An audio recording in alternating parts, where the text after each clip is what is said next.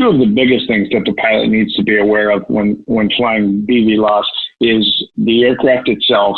Where is the aircraft geospatially? What is the altitude, the airspeed, the orientation of the aircraft in relation to the ground and whatever we're inspecting, and then the airspace around that aircraft.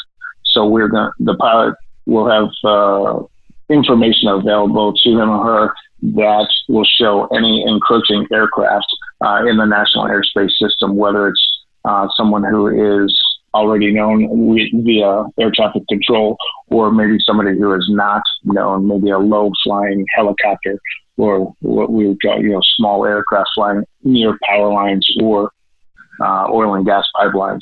So the pilot's going to get that information and then be able to react to that information, keeping the UAV out of manned aviation.